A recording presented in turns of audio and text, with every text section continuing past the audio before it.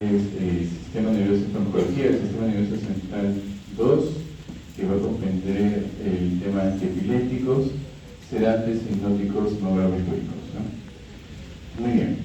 Cuando ustedes revisan el libro de farmacología, se van a dar cuenta que empiezan a desarrollar conceptos básicos, empiezan a colocar qué es epilepsia, qué diferencia de convulsión, existen diferentes tipos de crisis convulsiva. Dices, hasta te confundes, dices, ¿este es un libro de fármaco o es un libro de epidemiología? Y esto es debido a que, lo que pasa es que para hablar de fármacos antiepilépticos, primero que tenemos que tener algunos conceptos básicos, porque un paciente que tiene una crisis convulsiva no necesariamente va a requerir tratamiento antiepiléptico. Entonces tenemos que definir conceptualmente qué vendría a ser una epilepsia, una convulsión, y cuándo es que un paciente realmente requiere un tratamiento antiepiléptico. Entonces, la definición conceptual con respecto a la epilepsia está en la asociación de la clínica que presenta. Entonces, son múltiples manifestaciones clínicas.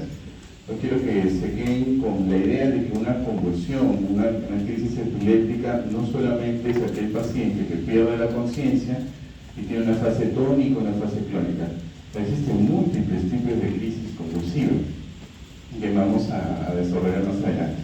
Entonces, ¿qué es la epilepsia? ¿Qué es una crisis epiléptica? Conceptualmente son diferentes manifestaciones clínicas que se van a generar por un grupo de neuronas que van a producir unas descargas anómalas. Estas descargas anómalas pueden generar crisis focales, pueden generar crisis generalizadas, pueden generar crisis con traducción clínica como una mioclonía, una atonía, pueden generar crisis somáticas, psicosomáticas. Por ejemplo, les cuento de un paciente en la clínica privada en la cual él estuvo paseando con su perro y de repente él pierde la conciencia, no cae al piso, pierde la conciencia, o sea, la interacción con el entorno, y empieza a caminar, camina, pasa la crisis y despierta en un lugar distinto al lugar donde él se acordaba que inicialmente estaba. Estamos frente a una crisis motora, es una crisis parcial compleja. Entonces un paciente camina, tú ves un paciente caminando y dices, ¿convulsiona? No, pues, pero en la clínica las convulsiones son diversas. La clínica de estos pacientes van a depender del lóbulo o de la localización de la corteza que está afectada. Si tengo la afectación en el lóbulo occipital, puedo tener inclusive alucinaciones visuales. Si tengo una afectación en el área prefrontal, puedo tener automatismos. Empieza a aplaudir el paciente. Aplaude. Si tengo una lesión, una hematoma en la región temporal, el paciente hace crisis elásticas. Una crisis elástica, el paciente empieza a reír, sonríe nada más. Existe crisis en la cual es focal, pero una extremidad en la que empieza a presentar fase tónica, fase clónica, sin perder la conciencia. ¿Ok? Entonces, hay características de una convulsión, ¿no? ¿Cuáles son las características? Y ahí está el secreto de diferenciar que un paciente tiene una crisis convulsiva o no tiene una crisis convulsiva. Que las convulsiones son paroxísticas.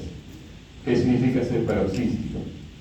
Que aparece de forma intermitente y de forma súbita, o sea, va a regresar. Tiene un tiempo en el cual el paciente vuelve otra vez con una nueva crisis convulsiva. Ese es paroxismo, sin avisar al paciente, ¿no? De un momento a otro, brusco. Entonces, a eso es cuando me hace pensar que el paciente tiene una crisis convulsiva. Entonces, ¿cómo diagnostiqué a mi paciente que solo caminaba? Uno, que perdió la conciencia. Conciencia no solamente es el estado de alerta, sino el que te permite estar interactuando con el entorno. Entonces, perdió la interacción con el entorno y fue recurrente. Tuvo otros episodios similares. Utilicé un fármaco que controla crisis parciales complejas y el paciente pues es totalmente funcional. Entonces, otro punto importante que hay que saber en la epilepsia es que existen diferentes fármacos que actúan en diferentes tipos de convulsiones. No funcionan los mismos fármacos para distintas convulsiones. Es más, hay crisis convulsivas que pueden empeorar si utilizo un fármaco antiepiléptico inadecuado. Por ejemplo, les comento un caso. Estaba yo en la emergencia de un hospital de salud y me llama el jefe de guardia porque había una paciente mujer de 8 años que estaba teniendo crisis convulsivas recurrentes de más de 15 minutos. Está en un estatus convulsivo. La pediatra me comenta que le había puesto doble infusión de fenitoína. La paciente me dice, ha empeorado, ya no sé qué darle, no sé si entubarle y progresar a un fármaco depresor del sistema nervioso central. Entonces veo la crisis y el tipo de crisis era una crisis mioclónica. Las crisis mioclónicas empeoran con tratamiento con fenitoína. Entonces hay que tener cuidado. No todos los pacientes que convulsionan se deben indicar fenitoína. ¿Cómo define entonces un paciente que tiene epilepsia? Hay una definición conceptual. No todos los pacientes se había dicho que requieren tratamiento antiepiléptico. Aquel paciente que convulsiona ha separado una crisis con otra en más de 24 horas, este paciente es epiléptico. Quiere decir que el paciente que tiene una sola crisis en 24 horas es epiléptico. No. Esta es una crisis única. La crisis única se observa. Se buscan factores desencadenantes, hiponatremia, hipoglicemia, trastornos, elevación de enzimas, por ejemplo, hepáticas, elevación de creatinina, fallas renales, fallas hepáticas, como causa de la crisis. Entonces, esta es una crisis provocada por un trastorno metabólico. En este caso, corrijo el trastorno metabólico y este paciente no es epiléptico. Otra definición, paciente que tiene una sola crisis, pero que tiene un riesgo de recurrencia alto de un segundo evento a los 10 años, sí es una crisis epiléptica, es un paciente epiléptico y requiere tratamiento epiléptico. Entonces, en estos casos, ¿cuáles son? Por ejemplo, una lesión estructural cerebral, un infarto cerebral. Un infarto en un paciente que convulsiona tiene probablemente un riesgo de recurrencia alto. Los estudios muestran de un ictus que son el riesgo de recurrencia más del 75%, ¿no? Y el concepto dice que recuperen más del 60%, ¿no? Muy bien, ¿qué otro punto tengo que saber con respecto a los conceptos básicos de epilepsia? Que no todas las crisis son del mismo tipo. Tengo que conocer qué tipo de crisis. Y en un momento voy a mostrarles un video, porque los videos son más gráficos para que puedan ustedes entender los diferentes tipos de crisis, al menos los básicos.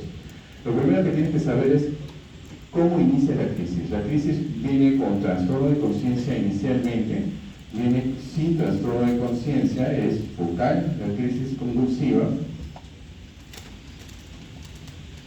La crisis es focal, una extremidad, por ejemplo, empieza a tener fases tónicas, fases clónicas, solo de la extremidad. Eso sería una crisis focal.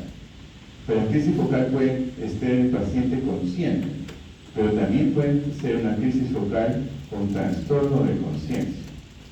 O las crisis generalizadas. Todas crisis generalizadas tienen trastorno de conciencia, porque si es generalizada, es que todo el encéfalo tiene una descarga anormal, por lo tanto, el paciente va a perder la conciencia.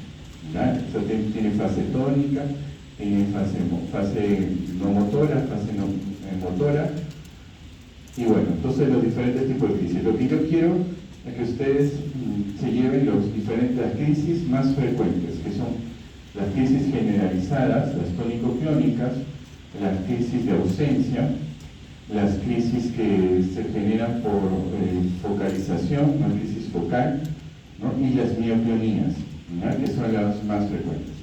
Entonces tenemos la crisis generalizada, tónico-clónicas es la más frecuente, la que el paciente pierde la conciencia, tiene su fase que es una fase tónica, luego seguido con una fase clónica, y finalmente un estado posictal que puede tener relajación de esfínteres. Un paciente que tiene una crisis de ausencia, de un corto tiempo de duración, se desconecta del entorno.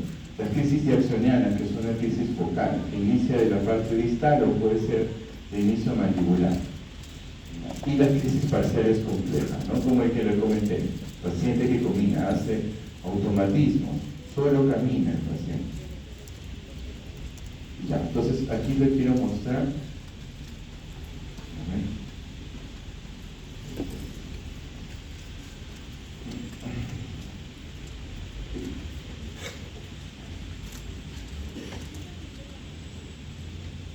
Ya, entonces, rápidamente, son videos solamente para que ustedes tengan ilustrados y tengan, ya sepan cómo son los diferentes tipos de crisis. Es una paciente que está siendo monitorizada por un electroencefalograma, está iniciando con crisis acudidas. Las crisis acudidas son fase clónica y luego está haciendo una fase clónica. ¿Ya? La fase clónica que compromete tanto miembros superiores como miembros exteriores. Se desconecta del entorno completamente. El tiempo de duración es más o menos 2 minutos. ¿Ya? Y después de pasar ese tiempo, el paciente va a experimentar una fase deposital. Entonces, esta es la crisis convulsiva más frecuente, crónico-clónicas generalizadas, ¿no? ¿Ya? Y el paciente va a entrar en un estado post-confusional. Confuso, desorientado. El trastorno confusional puede durar 45 minutos, puede durar más tiempo, inclusive hay reportes de un día de trastorno confusional. Este paciente experimenta un tipo de crisis jacksoniana que comienza con la mandíbula, se extiende a mi cara y luego va a comprometer el miembro superior. Él está completamente consciente, ¿no? Despierta. Entonces, un ejemplo de crisis focal. Esta paciente es un ejemplo de crisis de ausencia. Está siendo monitorizada por un electroencefalograma y se le pide que empiece a leer y en un momento ella va a desconectarse del entorno. Va a haber un cambio en el electroencefalograma, el cambio del electro y la paciente empieza a perder el estado de conciencia, ¿no? Interacción con el entorno, lo pierde. Son segundos de duración. Sigue, está desconectada, empieza a regresar el estado, sigue, mejora. Ya empieza a tener ondas beta. Y nuevamente, ¿no? El paciente va a tomar el vaso de agua y mientras está tomando el vaso de agua, vamos a ver el electroencefalograma, empieza a presentar estas ondas clásicas que son unas ondas agudas, ondas lentas, desconecta del entorno por segundos, 20 segundos, 5 segundos, como el tiempo en el cual dura esas desconexiones con el entorno. Entonces, crisis de ausencia. ¿Ya? Este es un caso clásico de una paciente que tiene una crisis de ausencia. ¿Okay? Se recupera, ella no pasó nada, inclusive ni se acuerda del evento, ya va a seguir, puede seguir tomando el agua. Es una paciente con crisis de ausencia. Este es un paciente que tengo en el hospital que hizo una encefalitis autoinmune. La encefalitis autoinmune puede producir múltiples movimientos anormales. Él empieza a presentar movimientos mioclónicos, ¿ya? Movimientos mioclónicos de extremidades, ¿no? Miren cómo desplaza levemente la extremidad, la diferencia de una crisis focal, ¿no? Levemente va a desplazar la extremidad, ¿ya? La crisis, paquetes musculares que desplazan levemente la extremidad. Este es un caso de una mioclonía palpebral, ¿no? No te está guiñando el ojo, no te está levantando el ojo, está teniendo una crisis palpebral, ¿no? Se contraen los músculos palpebrales. ¿Qué tipo de crisis es? Es una crisis mioclónica.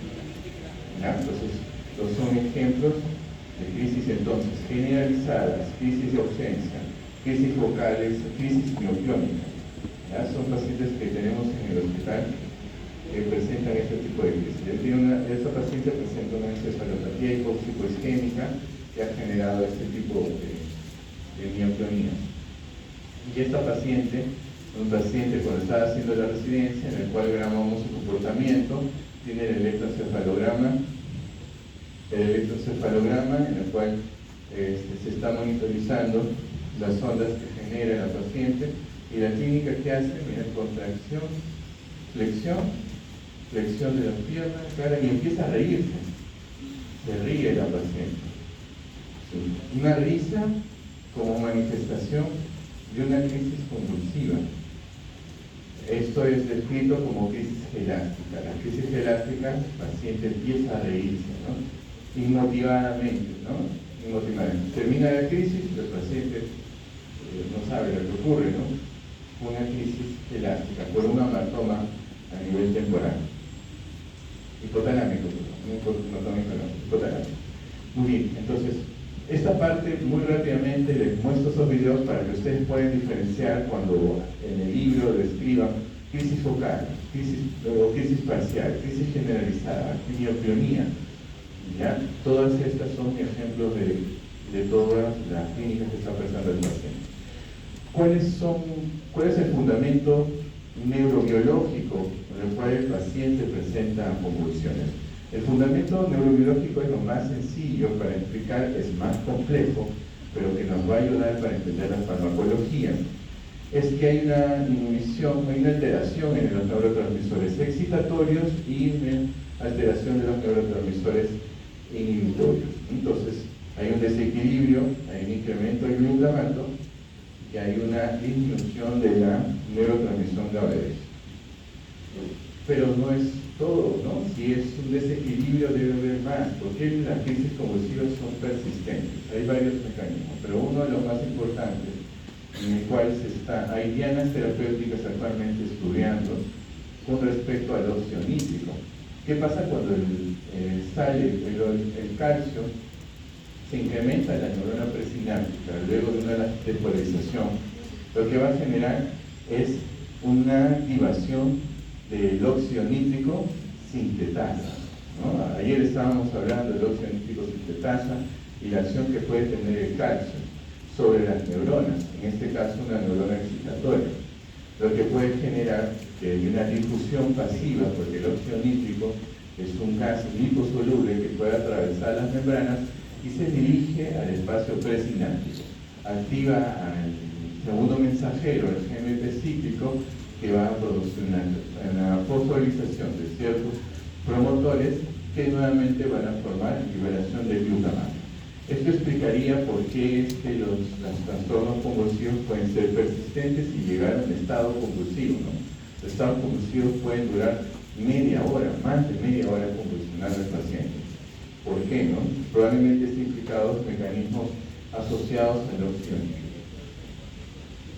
Muy bien, sabiendo esto, ¿cuáles van a ser los objetivos que tengo que yo plantearme para controlar las crisis epilépticas? Si tengo que hay una activación del sistema glutamatérgico y una disminución del GABAérgico, tengo que entonces contrarrestar esos efectos. Uno de ellos es a través del influjo de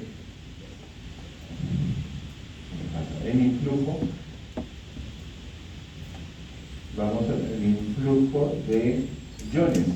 Recuerden que para que se produzca una despolarización tiene que haber un ingreso de iones. ¿Qué iones?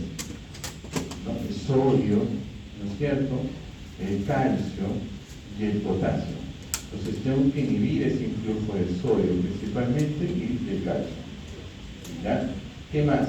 Las crisis convulsivas, para que se produzcan así, tiene que haber un grupo de neuronas que se sincronicen una tras otra. La sincronización puede generar una propagación de la crisis. Entonces la convulsión, nuevamente, son descargas anormales repetitivas en el cual pueden sincronizarse con otras neuronas adyacentes y estas neuronas adyacentes hacen sincronía con el foco inicial y propagar a todo el encéfalo. Por eso existen convulsiones que comienzan con una crisis focal y que luego terminan perdiendo la conciencia, o sea, volviéndose una crisis generalizada. Entonces, para eso van a ser mis objetivos. ¿Cómo voy a hacer? Lo que voy a hacer para que mejore todo este descontrol de los neurotransmisores es modificar el flujo de iones. ¿Qué iones? Nuevamente, calcio, iones de sodio y uno más, ¿qué ion? Potasio, ¿no? Entonces el sodio voy a bloquear los canales de sodio-potasio dependiente, voy a hacer bloqueo de los canales de calcio y voy a hacer un incremento de la salida, incremento de la permeabilidad de canales de potasio para generar un estado de hiperpolarización, ¿no? ¿Qué más? Incrementar la actividad GABAérgica, ¿no? Múltiples son los mecanismos para incrementar la actividad GABAérgica. Uno de ellos es evitar el metabolismo del GABA. El GABA se metaboliza por una enzima llamada GABA-transaminasa. Necesito que haya un fármaco que bloquea la GABA-transaminasa de manera irreversible para que el GABA permanezca en la neurona presináptica y se libere. Tenemos incrementar la actividad incrementando los canales GABAérgicos, ¿no? Incremento de los canales GABAérgicos a través de benzodiazepinas, del fenobarbital, que han visto muy bien cuando la clase del doctor Rojas, ¿no? Y finalmente la disminución de la actividad glutamatérgica. Tengo que disminuir la actividad glutamatérgica. ¿Cómo lo voy a hacer? La actividad glutamatérgica puede ser secundaria al influjo de sodio, porque recuerden que si tengo una neurona glutamatérgica, esta va a depender de la despolarización de sodio, va a depender de la despolarización de calcio y la liberación del neurotransmisor, ¿ya? Pero no solamente queda ahí, sino que el incremento o disminución de la actividad glutamatérgica se va a dar por otros mecanismos, por ejemplo, el bloqueo de sus receptores. Si es glutamato, ¿qué receptores voy a inhibir? Receptor GABA, glutamato. ¿Qué receptor inhibo?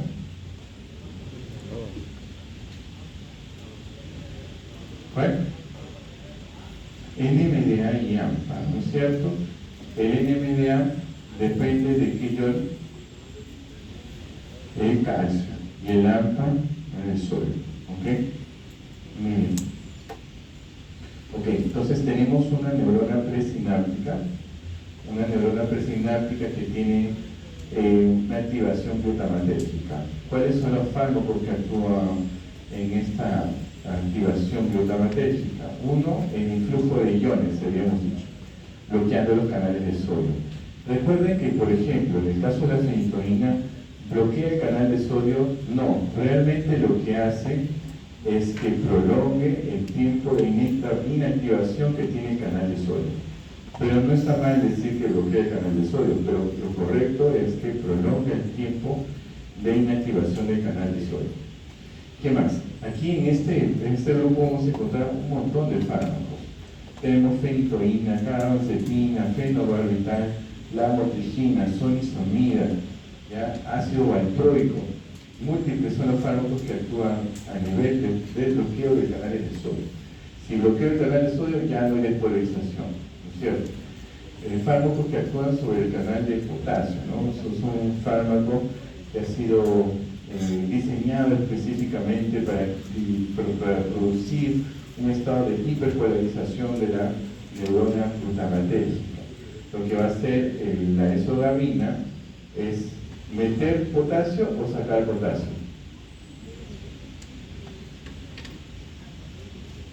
A ver, en la clase de ayer hemos hablado de potasio.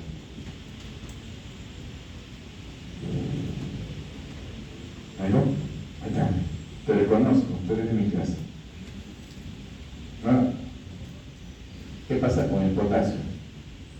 ¿Qué tendría que pasar con el potasio? ¿Cómo? Vamos, un punto más. ¿Cómo? ¿Lo qué? Lo saca. Entonces lo que va a producir es un incremento del influjo del potasio. El incremento del influjo del potasio va a generar un estado ¿de qué? De hiperpolarización. ¿Ya? Muy bien. Otro receptor implicado en esto es el canal de calcio, ¿no? Sobre todo hay unas subunidades como la subunidad alfa-2 gamma que se encuentran en los canales de tipo L, ¿ya? ¿Qué van a hacer? Evitar el ingreso de calcio, bloquear. ¿Quién está en la gabapentina y la pregabalina? Son fármacos muy conocidos, son muy parecidos, pero casi actúan de la misma forma. Y otros que a nivel de la vesícula sináptica. La vesícula sináptica lo que van a hacer es evitar la liberación de la vesícula. Ya está la vesícula llena de glutamato.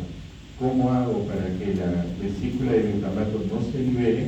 Bueno, podemos tener al levetiracetam, que a través de la proteína SB2A bloquee la liberación o la formación de esta vesícula llena de glutamato. Cuando ya se produce la transmisión, el glutamato actúa sobre receptores NMDA y receptores GABA. ¿Okay? NMDA ingresa principalmente, ¿qué tipo de receptor? Calcio. Y eritropiramato, principalmente receptores sodio. ¿Ya? Pero ambos pueden utilizar ambos iones. Son receptores del tipo ionotrópico, ¿no es cierto? Pero yo necesito bloquear, no quiero que actúe, no quiero que permita la transmisión sináptica. Entonces lo que voy a hacer es utilizar fármacos como el tropiramato, que bloquea al receptor AMPA, y el felmamato, que actúa bloqueando al receptor NMDA.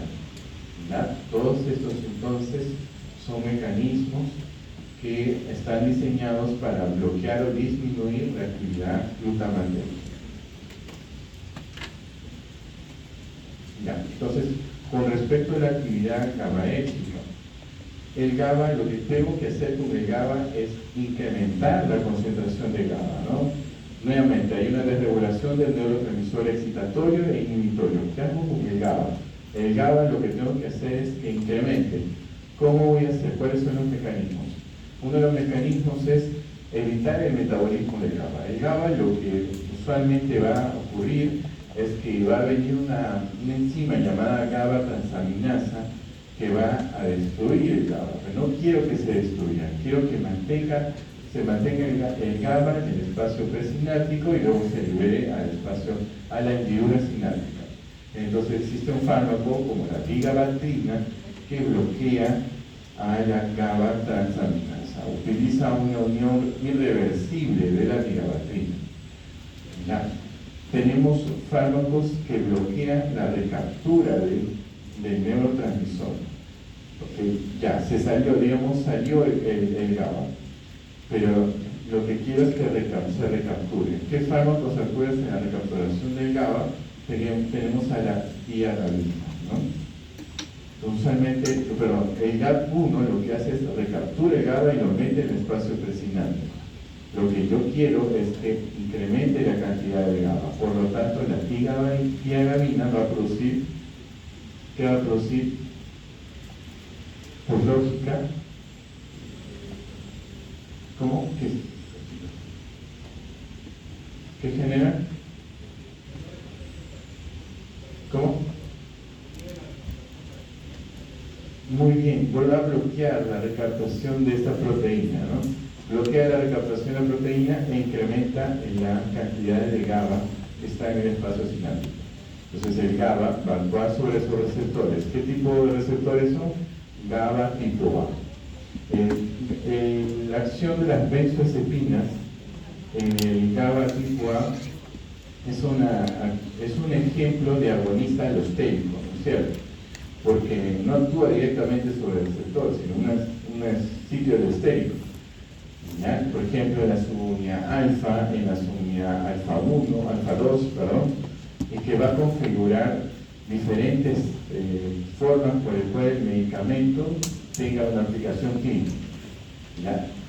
Otro punto importante que me parece que el doctor Rojas lo comentó, y es muy importante, que las benzodiazepinas por vía oral tienen un techo limitante, una acción limitante, ¿no es cierto? Y esta acción limitante va a depender de qué? De la presencia de GABA. O sea, ¿cuál es su limitante? Que haya GABA. Pero si no hay GABA, las benzodiazepinas, los barbitúricos, ellos pueden actuar sin GABA.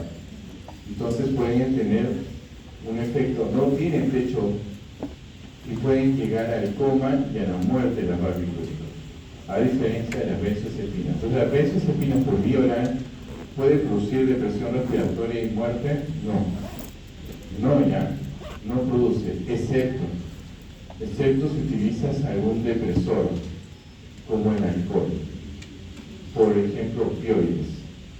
Y es por eso que las personas que acuden, ¿no?, con las peperas, utilizan alcohol y 0,5 miligramos o más de clonazepam, el paciente puede tener una depresión respiratoria y puede fallecer, ¿no?, por la potenciación que hace el clonazepam, a pesar de que el clonazepam tiene un efecto limitante, ¿no? No se olviden eso porque es pregunta de examen.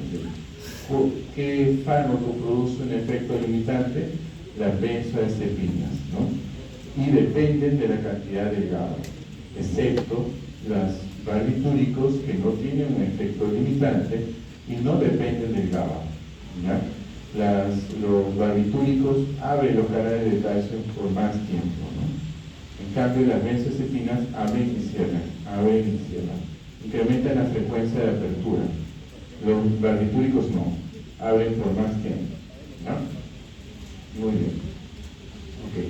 Acá existen todos los mecanismos de acción que hay de los fármacos antiepilépticos, y eso es lo que más le preguntan en el examen, ¿no? Todos los mecanismos de acción que tienen los fármacos antiepilépticos, las interacciones farmacológicas, ¿no?, y los efectos adversos. A ver, fármacos que no he comentado aquí, por ejemplo, tenemos los fármacos que actúan sobre canales de calcio tipo T. Los canales de calcio tipo T se encuentran en la región talámica. El tálamo distribuye las interconexiones cerebrales hacia la corteza. Entonces hay neuronas en este lugar, en el tálamo, que pueden ser bloqueadas por ciertos anticonvulsivantes, como por ejemplo el valproato. ¿Dónde estás? Por ejemplo, a ver, agoniza el calcio, ya. Por ejemplo, el valproato, la lamotrigina, la esogamina, son tres fármacos que actúan sobre el canal de calcio. Un dato adicional, las benzodiazepinas, si bien es cierto, sabemos que actúan sobre los receptores GABA, hay ciertas benzodiazepinas que también actúan sobre canales de calcio tipo T. Por eso tienen un potencial efecto sobre las miocloninas. ¿Ya? Por ejemplo, clonazepam, midazolam. Si ustedes investigan, profundizan, clonazepam no solo actúa sobre canales GABA, también actúa sobre canales calcio tipo T. Otros mecanismos que no he descrito, por ejemplo, la inhibición de la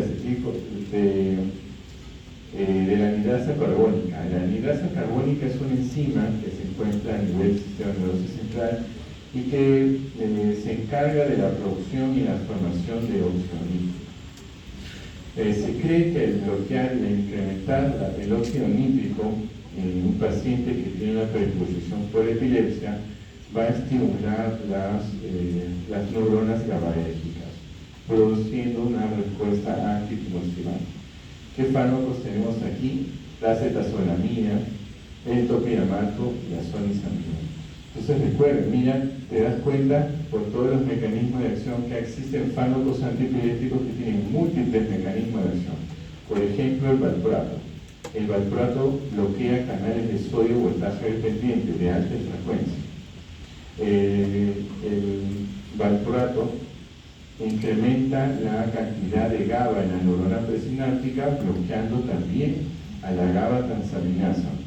El valproato bloquea los canales de calcio tipo T. Los tres mecanismos. Esos fármacos se llaman fármacos de amplio espectro.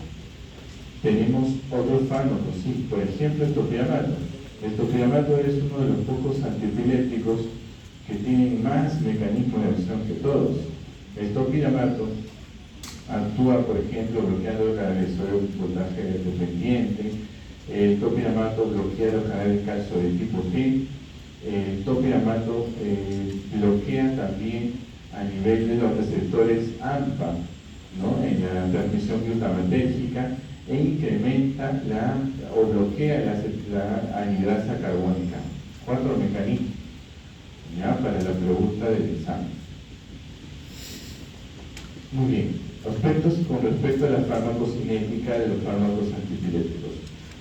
La mayoría de los fármacos antiepilépticos se unen a un gran porcentaje de las proteínas plasmáticas, no todos, pero un gran porcentaje sí se unen a las proteínas plasmáticas. Eso es un problema porque ustedes recordarán en las primeras clases de interacción farmacológica, esto tiene ventajas y desventajas. ¿Cuáles son las ventajas? Que tiene un buen volumen de distribución.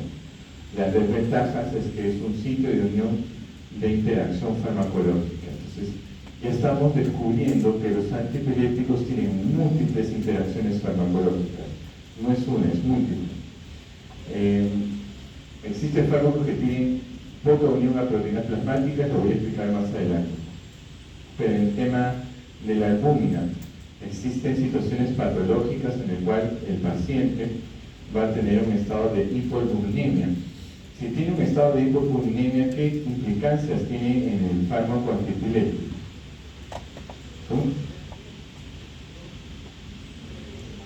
¿Por qué hay mayor efecto del fármaco?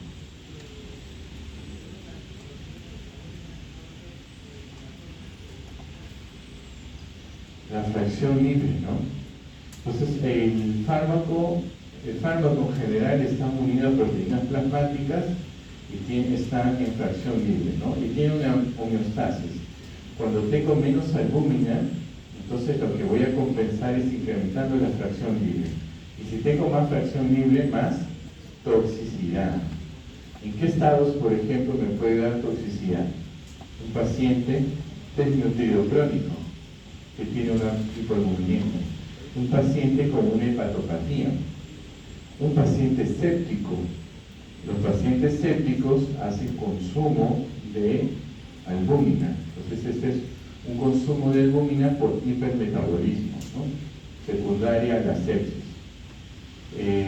Otras causas, por ejemplo, síndrome nefrótico. ¿Ya? El paciente pierde proteínas y tengo poca albúmina, tengo más riesgo de intoxicar al paciente. Un concepto importante para saber desde cuándo yo puedo saber que mi paciente ya está controlado con el fármaco antiepiléptico. ¿Será que cuando le doy la primera pastilla de fenitoína el paciente ya está controlado? No, puede seguir convulsionando, ¿no? ¿Y esto es debido a qué? Al tiempo de vida media del fármaco. El fármaco tiene un tiempo de vida media y para saber que la concentración sérica sea estable, requiero multiplicar 5 por el tiempo de vida media. Por ejemplo, tenemos al valproato. El valproato es uno de los fármacos que tiene un tiempo de vida media más corta, 6 horas aproximadamente. Si decíamos que son 5 vidas medias para tener una concentración estable, aproximadamente al segundo día el valproato va a tener una concentración esérica estable. Pero ¿qué pasa si utilizamos un fármaco que tiene un tiempo de vida media más prolongado? Por ejemplo, el fenobarbital. El fenobarbital tiene un tiempo de vida media aproximadamente de 72 horas a más, 96 horas. Si multiplicamos 72 horas 3 días por 5, nos va a dar 15, ¿no? 15 días, 2 semanas para tener una concentración sérica estable. Es por eso que el fenobarbital no es un fármaco de elección, es un fármaco que prácticamente está en desuso, no lo utilizamos casi en nada. Ciertas excepciones podemos utilizarlo, ¿no? Por ejemplo, una epilepsia refractaria. Bueno, podríamos darle la alternativa del fenobarbital. Por ejemplo, un estatus convulsivo. Si no revierte los fármacos antiepilépticos clásicos, podríamos darle un chance del fenobarbital. Pero en casos en los cuales sí se debería utilizar el fenobarbital, ¿alguien sabe cuándo sí o sí tienes que usar un fenobarbital? Para epilepsia, ¿no? No. ¿Cómo? Los neonatos, ¿no? ¿Por qué los neonatos? O sea, cuando tienes un estatus epiléptico, lo primero que tienes que pensar es ¿qué fármaco voy a utilizar? Y el primer fármaco que utilizas es benzodiazepinas. Ya, pero en neonatos no puedo utilizar benzodiazepinas. ¿Por qué si no fenobarbital? Sí. ¿Por qué? ¿Por las dosis bajas? No, por las dosis bajas. Escucho nada. ¿Qué? ¿Otro? A ver, ¿qué sale?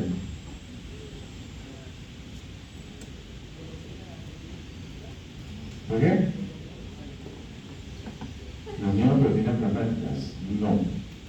tiene que ver las proteínas plasmáticas? O sea, sí sabemos que las proteínas plasmáticas pueden estar afectadas.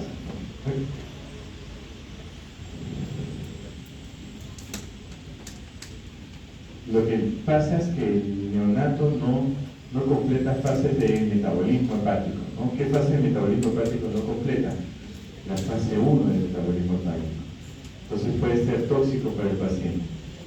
Las benzodiazepinas pueden generar carnícterus. El carnícterus es el depósito de bilirrubinas a nivel de la ganglios basales. Es catastrófico, ¿no? Tu paciente neonato que tenga este tipo de depósitos a nivel de ganglios basales, ¿no? Como el carnícterus. Por eso la primera posibilidad en ellos son fenobarbital. Vale. Ok, entonces estos son los fármacos que podríamos hacer. Existen fármacos antiepilépticos que son inductores enzimáticos y hay otros que son inhibidores enzimáticos. Y ustedes están campeones en inducción e inhibición enzimática, ¿no es cierto? Entienden muy sencillamente que es un inductor. Entonces, la fenitoína, el fenobarbital, la carbamazepina son inductores enzimáticos. El fenonato y el ácido valproico son inhibidores enzimáticos, potentes inhibidores enzimáticos. Por lo tanto, ¿qué tengo que tener cuidado? En utilizar combinaciones de fármacos antiepilépticos en la cual uno sea un inductor, el otro sea un inductor, o sea inductor e inhibición, ¿no? Porque voy a tener una interacción farmacológica que puede ser inclusive no predecible. Hay múltiples interacciones. Recordemos que la fenitoína se une a proteínas plasmáticas en un gran porcentaje. Valproato también puede llegar al 80%. Va a haber interacción por alteración en la unión de proteínas plasmáticas. Se va a producir inducción e inhibición enzimática. Es poco predecible cómo podríamos tener la concentración de fenitoína-valproato. Por eso es una pésima unión. ¿Ya? Entonces no utilizar fármacos que tienen inducción e inhibición enzimática. Entonces los potentes inductores enzimáticos son carbamazepina, fenitoína y fenobarbital. Los inductores tendremos entonces, inhibidores, perdón, tenemos al valproato y el fenobarbital. ¿No? ¿Existe algo más con respecto a la inducción? Sí, hay autoinducción. No solamente que se impulsen otros fármacos, sino también inducen a fármacos endógenos o sustancias endógenas. Por ejemplo, la carbamazepina, fenitoína, fenobarbital hacen autoinducción del metabolismo de la vitamina D. Y la vitamina D es indispensable para la mineralización ósea. O sea, la consecuencia va a ser reumatismo en niños. En adultos mayores, osteoporosis, ¿no? Entonces, tener cuidado. Otro punto es que la carbamazepina hace autoinducción enzimática. Autoinducción significa así mismo va a disminuir la concentración de la carbamazepina. Más o menos en la segunda, la cuarta semana, la carbamazepina va a disminuir. Lo que tengo que hacer es incrementar. Como sé que a la cuarta semana va a producir una inhibición enzimática, voy a tener que incrementar la dosis del medicamento. ¿Ya?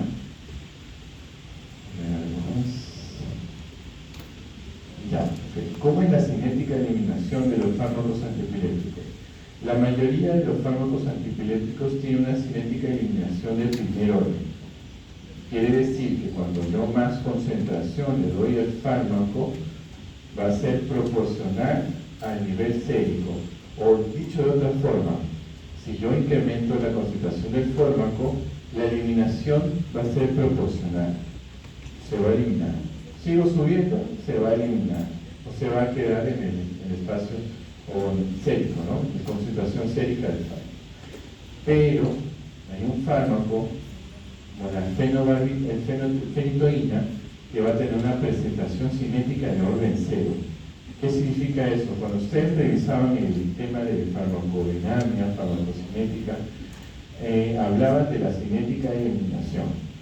Entonces, la cinética de eliminación de la fenitoína es una cinética de eliminación de orden cero, lo que significa que si yo inicialmente puedo incrementar la dosis del medicamento muy bajo, y puedo tener proporcionalmente la misma concentración sérica. Pero llega un punto en el cual llego una mayor concentración y empieza a tener un incremento potencial. Miren, incrementé aquí 1, 2, 3. A nivel 3, potencialmente, ¿no?, se incrementó la concentración de fenitoína. ¿Cuál es la consecuencia de esto? Intoxicación. El paciente se va a intoxicar. Por eso que la fenitoína tiene un índice terapéutico estrecho. ¿Ya? Inclusive hay estudios que demuestran que la fenitoína tiene variabilidad entre individuos y las concentraciones a la misma dosis pueden ser diferentes. Por eso se tiene que individualizar el tratamiento anticonvulsivante por cada paciente. O sea, la fenitoína no se le puede indicar 100 miligramos cada 12 horas a un paciente, a otros 100 cada 12, 100 cada 12, a todos 100 cada 12 a todos. No, se tiene que individualizar. Por eso hay dosajes de fenitoína para ver en qué rango se encuentra la fenitoína en el paciente. Ya, entonces, de forma general, la farmacocinética. Habíamos dicho que había fármacos que se unen a las proteínas plasmáticas con una alta concentración. Hay fármacos que no se unen a las proteínas plasmáticas o se unen muy poco a las proteínas plasmáticas. Por ejemplo, tenemos fármacos que no se unen a las proteínas plasmáticas, levetiracetam y gabapentina. No se unen. ¿Y qué ventaja tiene que no se unan las proteínas plasmáticas? El paciente es cirrótico, no produce albúmina, su albúmina es muy baja. No voy a poder predecir la fracción libre, la fracción unida a las proteínas, puedo producir toxicidad, pero el levetiracetam no le importa si hay albúmina, no importa. Por eso utilizar levetiracetam.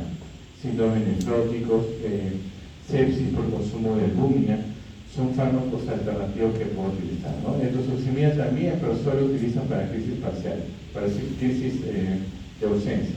Entonces, gabapentina y pregabalina son fármacos que no se unen a las proteínas plasmáticas, inclusive la gabapentina no se metaboliza en el hígado, el levetiracetam parcialmente se metaboliza en el hígado.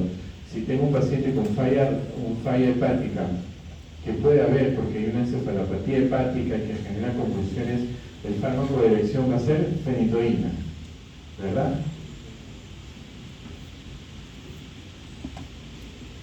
Sí, no. En coro tiene que ser, después de la explicación tiene que decir, ¿qué está diciendo? Tiene que ser, pues, el gabapentina o el levetiracetam. Fenitoína no. Y eso es algo que quiero que ustedes se queden en su memoria de largo plazo. Cuando vayan a las emergencias, en todos los hospitales, ¿ya? Yo vengo del hospital Almenara, todos los hospitales, los más grandes hospitales, colocan a los pacientes con convulsiones fenitoína. No piensan, no saben por qué le dan fenitoína. Inclusive sin que el paciente esté en estatus epiléptico, le dan de frente fenitoína, sin considerar los aspectos farmacocinéticos. No todos los pacientes utilizan fenitoína. ¿Ok? Entonces son alternativas que puedo utilizar. En los hospitales públicos tenemos problemas con fármacos antiepilépticos, fármacos en general, no tanto MINS, salud, todos tenemos problemas con los medicamentos. A veces hay levetiracetam, a veces no hay levetiracetam. Entonces, en este caso, utilizamos gabapentina. Tengo un paciente hospitalizado por un absceso cerebral que tuvo unas convulsiones. Hizo hepatopatía, elevación de transaminasas. Lo que el fármaco antiepiléptico que he escogido en este paciente es levetiracetam. Pero ¿qué pasa? No hay levetiracetam. ¿Qué utilizamos entonces como alternativa? Gabapentina. Puedo utilizar gabapentina. Es una crisis focal, ¿no? Puedo utilizar esto. Los fármacos que tienen un tiempo de vida media más corta, que tienen más rápido, que se pueden utilizar en estados epilépticos. ¿Qué tenemos de valproato? El levetiracetam. La fenitoína no tiene un tiempo de vida media corta, pero se aprovecha la acción que tiene la fenitoína con respecto a la saturación de receptores, en el cual hemos visto que logarítmicamente se incrementa la concentración de fenitoína. Por eso, cuando usan estatus epiléptico, utilizamos una fenitoína en infusión dosis alta. La dosis de fenitoína de mantenimiento es 100 cada 2, es 100 cada 8. Para un paciente que está en estado epiléptico, utilizamos 10 ampollas, 1000 miligramos de fenitoína, diferente, para aprovechar la característica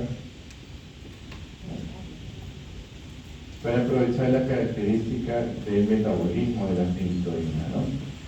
Si incrementa un poco, exponencialmente crece la concentración, va a bloquear los receptores de sodio y puedo controlar a mi paciente. ¿Ya? Por eso es importante la farmacocinética, por eso es importante saber todos estos conceptos. Ya, entonces un cuadro para que ustedes vean que existen fármacos antiepilépticos y yo lo uso, no importa, voy a utilizar fenitoína en todo, qué peso, ¿no? Ya, mira, vamos a ver entonces un paciente que está desarrollando una crisis, por ejemplo, una crisis mioclónica. La fenitoína, ¿qué pasa con la fenitoína para crisis mioclónicas y de ausencia? Rojo, ¿qué significa rojo? Empeora la crisis. Lo mismo que le conté.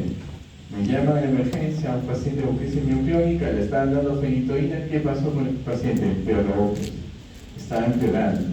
Ya, claramente empeoraba por el uso de fenitoína. Sus crisis mioclónicas no van a mejorar con fenitoína. ¿Ya? Igual, por ejemplo, tenemos un paciente que está utilizando carbamazepina, tiene una crisis de ausencia. Este podrá ser una crisis de ausencia, porque se desconecta del entorno, puede ser focal. Le das carbamazepina, empeora el tratamiento. Existen fármacos que son los llamados fármacos antiepilépticos de amplio espectro. ¿Cuáles son los fármacos antiepilépticos de amplio espectro? Valproato, que tiene acción sobre crisis parcial, generalizadas, ausencias, mioclonías. ¿Ya? La carbamazepina parcial generalizada. Principalmente la carbamazepina, y por estudios clínicos, es más eficaz, ¿no? para este tipo de crisis. Más lo que son muy eficaces para las crisis generalizadas son el valproato, la fenitoína, levetiracetam, el topiramato y la lamortigina. ¿No? Muy bien. Ya, eso lo van a revisar ustedes. Ok. Entonces vamos a estudiar rápidamente cada uno de los fármacos antiepilépticos. ¿No? Las cosas puntuales. Entonces la fenitoína, le habíamos comentado que es un fármaco que tiene varios problemas, tiene un índice terapéutico corto, ¿no? En el cual van a pasar de una dosis terapéutica a una dosis tóxica rápidamente. El tipo de crisis que va a poder curar la fenitoína es el tipo generalizado. Son uno de los fármacos de primera elección para crisis generalizada. Pero por favor, no utilicen fenitoína para todos los tipos de crisis. Ya expliqué por qué. Los efectos adversos de fenitoína, una intoxicación, va a ser ataxia, trastorno de equilibrio, confusión. Y en el caso crónico del uso de la fenitoína, nos va a dar hiperplasia gingival, ¿no? Y estrutismo. Es lo principal en pacientes niños, sobre todo, que usan fenitoína por mucho tiempo. ¿Ya? Entonces recordamos que la fenitoína es un potente inductor enzimático y el fármaco, la fenitoína, es teratogénico principalmente, uno de los más teratogénicos. La carbamazepina es un fármaco que actúa principalmente para crisis focales. Tu libro dice que la carbamazepina se utiliza para crisis generalizadas y para crisis focales. Lo que yo quiero que entiendan es que los estudios clínicos muestran que la carbamazepina es muy eficaz, junto que la oxcarbazepina, para crisis parciales. Ya hemos visto los dibujos, los videos que son crisis parciales. Más eficaz, carbamazepina, crisis parciales. Puede controlar crisis generalizadas, podría controlar, pero tengo otras alternativas con mayor eficacia para crisis generalizada. Por lo tanto, carbamazepina reduzcanos para las crisis de tipo parcial, ¿no? Recuerden que la carbamazepina hace autoinducción enzimática, se metaboliza en el hígado, es un lugar de múltiples interacciones farmacológicas. Ya el fármaco, la carbamazepina se utiliza no solamente para epilepsia, se utiliza para, por ejemplo, neuralgia de trigémino, junto con la carbamazepina, se puede utilizar en trastornos obsesivos compulsivos, ya como un estabilizador del ánimo. Los efectos adversos, pregunta de examen de residencia, la otra vez lo vi. Paciente usuario de de carbamazepina. El paciente empieza a desarrollar leucopenia, plaquetopenia y anemia. Describe usted cuáles son las causas de la pancitopenia que está generando el paciente. Entonces la respuesta es que el paciente está desarrollando una aplasia medular secundaria al uso de carbamazepina. Entonces la carbamazepina puede producir aplasia medular, ¿ya? Tengan cuidado, que es lo más severo que pueden generar con carbamazepina. La carbamazepina es el hermano de la carbamazepina, es prácticamente lo mismo. La carbamazepina es más tolerable que la carbamazepina, ¿ya? Tiene menos efectos adversos que en relación a la carbamazepina, ¿ya? Uno de los reportes con respecto a la carbamazepina y oscarbazepina que también podrían producir síndrome de Stevens-Johnson. Síndrome de Stevens-Johnson es una reacción de hipersensibilidad por el uso de fármacos en la cual se va a producir múltiples lesiones en la piel, ya que pueden comprometer inclusive mucosas. Si no se da tratamiento, el paciente puede fallecer, ¿no? Es una reacción anafiláctica muy severa. La lamotrigina es un fármaco que tiene múltiples mecanismos de acción, también bloquea los canales de sodio, bloquea los canales de calcio, va a inhibir la liberación de glutamato. Este es un fármaco interesante porque tiene baja unión a proteínas plasmáticas, tiene pobre unión sobre la inducción enzimática y escasa inhibición enzimática. Entonces tiene poca interacción farmacológica con otros fármacos. Es por eso que ustedes cuando vayan al hospital van a encontrar que la lamotrigina está asociado a fármacos como valproato y como topinamato, porque tienen pobre interacción farmacológica. La lamotrigina, uno de los efectos más frecuentes es el síndrome de Stevens-Johnson, ¿ya? La lamotrigina, en este paciente con la lamotrigina tienen que tener cuidado. Hay que decirle, señora, tiene que venir a la semana para evaluar si es que usted tiene presencia de lesiones cutáneas. Y el valproato es la vedette de los antiepilépticos. El valproato tiene acción sobre todo tipo de crisis de ausencia, crisis focales, crisis generalizadas, crisis mioclónicas, para todo el tipo de crisis. Entonces se acabó, destruyen los otros medicamentos, utilicemos solo valproato. No, porque el valproato también tiene efectos adversos. Y dentro de los efectos adversos es que el valproato idealmente no se debe utilizar en mujeres en edad fértil, porque el valproato puede producir teratogenicidad. Es el peor de todos los antiepilépticos que genera teratogenicidad. La teratogenicidad por valproato está asociada por la liberación de radicales libres, ya que genera una destrucción del ADN en formación. Por eso es tan catastrófico el uso de valproato en gestantes. ¿Ya? Entonces, uno de los efectos adversos principalmente del valproato es incremento de peso, presencia de ovario poliquístico. Entonces, en mujeres, como se va restringiendo, no es que no se pueda utilizar, puede decir a la paciente que si va a gestar, tiene que avisar antes para el retiro del antiepiléptico y rotar el antiepiléptico en el cual sea menos teratogénico. La vigabatrina es un fármaco que fue diseñado específicamente para contrarrestar el efecto GABA. Lo que hace la vigabatrina, ustedes recuerden que lo hemos explicado hace un momento, es que va a inhibir una enzima llamada GABA transaminasa y va a generar una unión irreversible. La GABA transaminasa produce un incremento de GABA.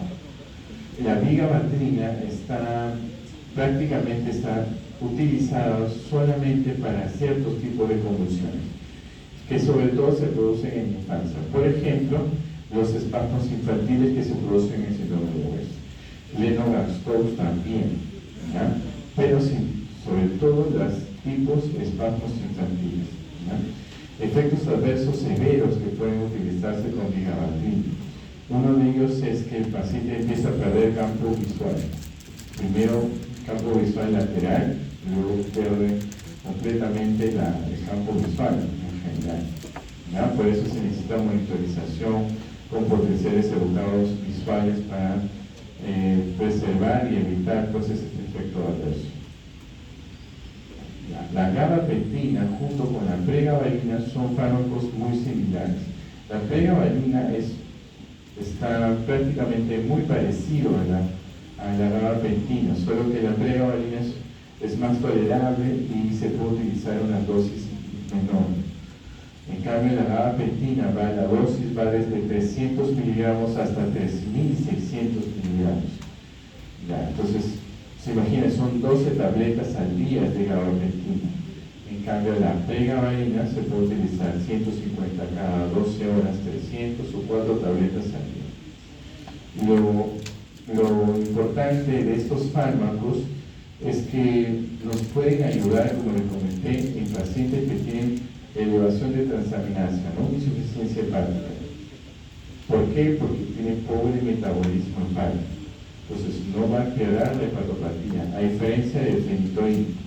Si sigues utilizando fenitoína, el trastorno el hepático va a incrementar, va a empeorar, sí o sí va a empeorar. ¿Ya? Y los efectos, ¿en qué fármaco, qué tipo de pacientes puedo utilizar? Usualmente es coadyuvante, pero si no tienes otra, puedes utilizarla como monoterapia para crisis focales que van de tipo generalizadas, igual que la pregabalina, ¿no? Bien, vamos con los últimos antiepilépticos. Solamente estoy colocando los más frecuentes, los más utilizados.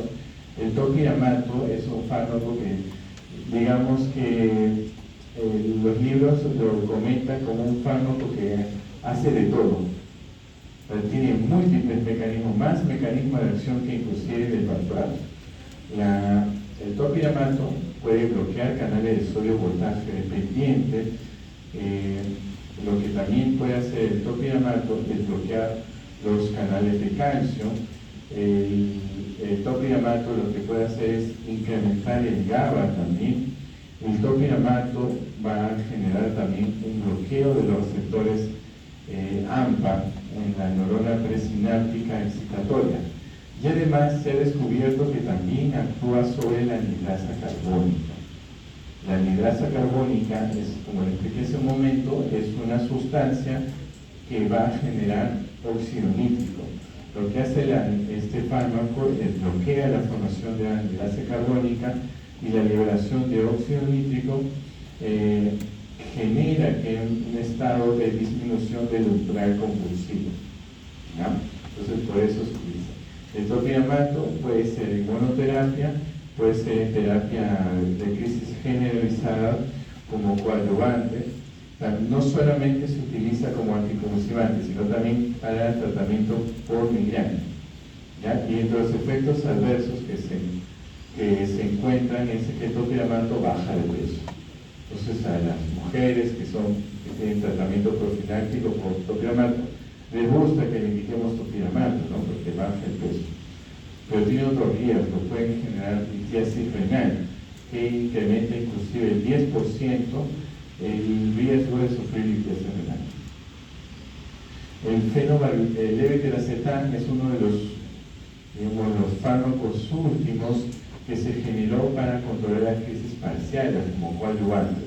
Pero se ha visto que el levetiracetam no solamente controla crisis parciales, sino generalizadas, parciales, mioclonías. Entonces, es un fármaco que todavía no se tiene el metabolismo exacto o la farmacodinamia exacta del levetiracetam, pero está asociado al bloqueo de la liberación de glutamato a través de la proteína SB2A. ¿Ya? Muy bien, entonces, efectos adversos del topiramato. El topiramato le había explicado que se unen poco las proteínas plasmáticas, no se metaboliza en el hígado. Otra alternativa para los pacientes hepatópatas, ¿no? En niños puede generar agitación psicomotora, está muy agitado el paciente con el uso de este fármaco. La sonizamida son fármacos de última generación. Estos tienen acción sobre canales de sodio voltaje dependiente, canales de calcio tipo T, y está indicado para crisis epiléptica focal refractaria, ¿no? Para eso utilizamos estos fármacos. Es un fármaco que se metaboliza en el subtipo 3 a 4 y hemos visto que hay múltiples fármacos que pueden inducir o inhibir este grupo de enzimas, ¿no? Los efectos adversos más frecuentes con la sonizamida son dolencia, confusión y irritabilidad. Ok, muy bien. ¿Hasta ahí alguna pregunta con antiepilépticos?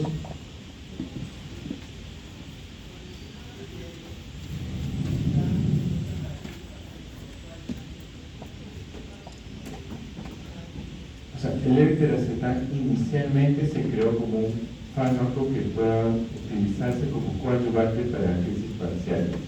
Sin embargo, con los años y los estudios clínicos han demostrado que el levetiracetam se puede utilizar como monoterapia para crisis generalizadas, crisis parciales y crisis mioclónicas. 3 tipos de crisis, ¿ya? Aquí al inicio le mostré a un paciente que estaba teniendo una crisis mioclónica. Este paciente que hace crisis mioclónicas, el fármaco que pudo controlar sus crisis fue valproato asociado al levetiracetam. Entonces, ¿qué tipo de crisis controla? Mioclonías. Está controlando mioclonías. ¿Le doy ferritoína? ¿Por qué no le doy ferritoína? Porque va a empeorar, ¿no es cierto? Empeora.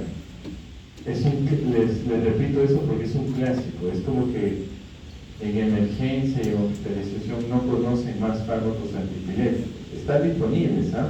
No es que no están disponibles, solo que fenitoína, algo le da la fenitoína, ¿no? Ya, muy bien. ¿Alguna otra pregunta, chicos? La vigabatrina se utiliza para la crisis, para un síndrome llamado síndrome de West, ¿ya? Es prácticamente la única indicación que tiene la vigabatrina. La clínica del paciente que presenta síndrome de West es espasticidad muscular, ¿ya? Tiene sobresaltos. ¿Ya? Muy bien, ¿alguna pregunta? ¿Todo bien? ¿Están volando? 2 clases. A ver, un reposo de 1 minuto. Ya, respiren, ¿no? 1 minuto, pero 1 minuto por día.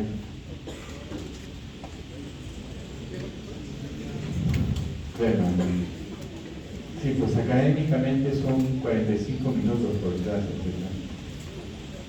Su cerebro ya no está funcionando. Todos, ¿ah? No, ¿qué era?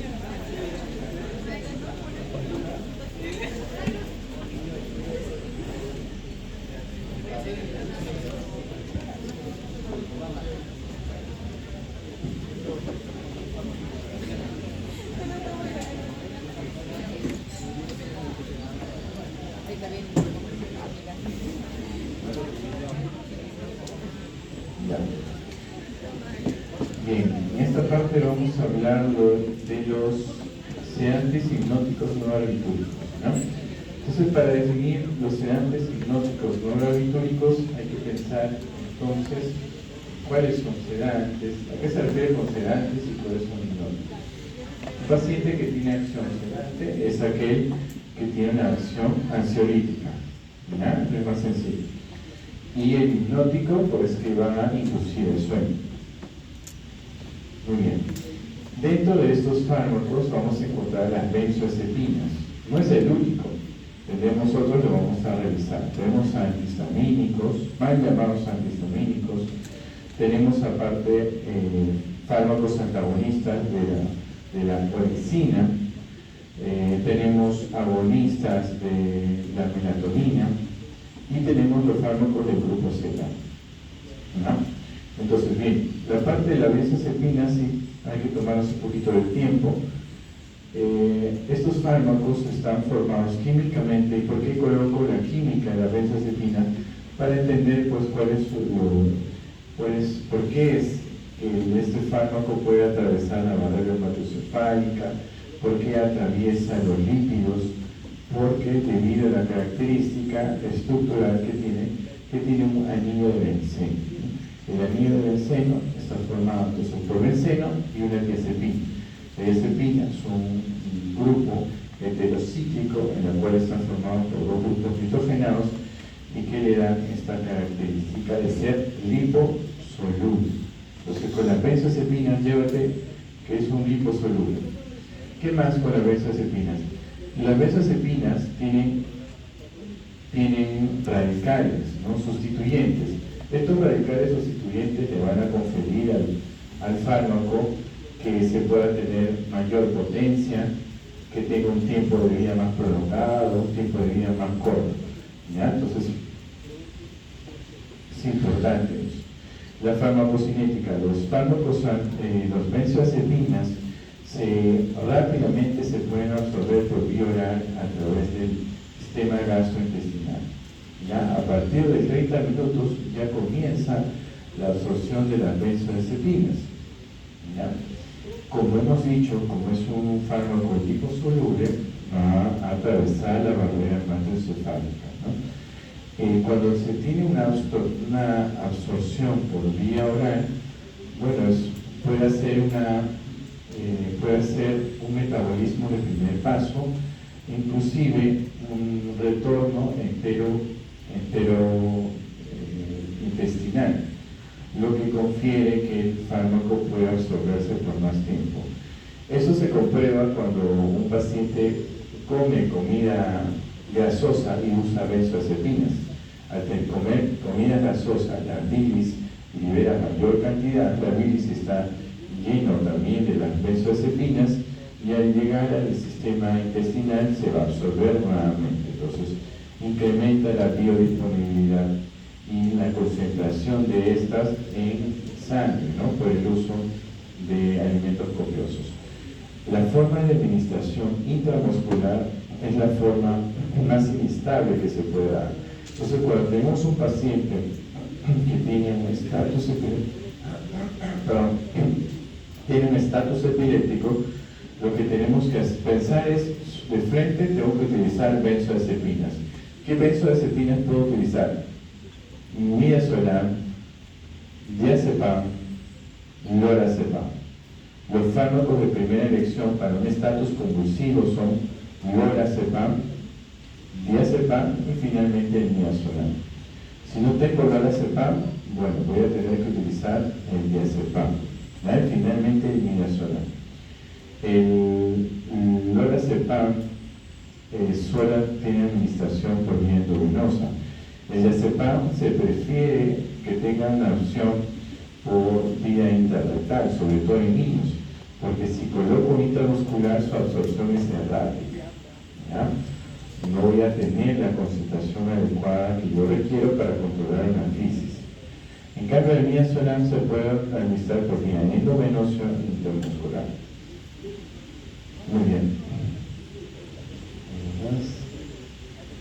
Recuerden entonces que las benzodiazepinas hacen metabolismo de primer paso.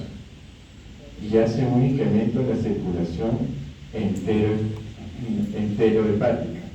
¿Ya? Las vías biliares, cuando una persona come cosas abundantes, la bilis va a contraerse y va a liberar bilis. Pero la bilis tiene contenidos de fármacos o metabolitos activos de las benzodiazepinas, por lo cual al llegar al intestino va a absorberse, incrementa la concentración de benzodiazepinas. La unión a proteínas plasmáticas de las benzodiazepinas es una unión bastante importante, tiene un 90% de unión a las proteínas plasmáticas, lo que va a permitir que se produzca una buena distribución y evidentemente que va a atravesar la barrera hematoencefálica. El metabolismo es a nivel hepático y se da a través de la fase 1 y fase 2 del metabolismo. O sea, quiere decir, va a haber procesos de oxidación, de desaquilación, de hidroxilación y finalmente conjugación. Pero ¿esto se da en todas las benzodiazepinas? No se van a dar en todas las benzodiazepinas. Por ejemplo, el temazepam, el lorazepam y el clonazepam no hacen metabolismo del primer paso. No es fase 1, no hace fase 1 del metabolismo. ¿Y eso qué implicancia tiene? Bueno, ¿recuerdan cuando usted estaba leyendo los cambios fisiológicos que tiene el adulto mayor y las implicancias en la farmacología? Muy bien, ahí llegó tu momento. A ver, demuéstrame, ¿cuáles son los cambios que se producen en un adulto mayor que tienen implicancia en este concepto? ¿Cómo? ¿Reducción de qué? ¿Reducción de qué? Claro, pero ¿qué metabolismo? Hemos dicho que las benzodiazepinas tienen metabolismo de fase 1 y fase 2, que termina con glucuronización.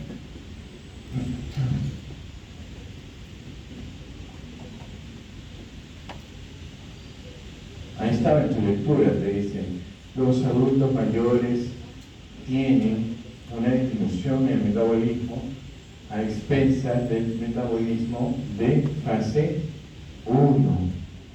Hace glucuronización, pero la fase 1 lo tienen echado a menos, o sea, tienen menos eficacia.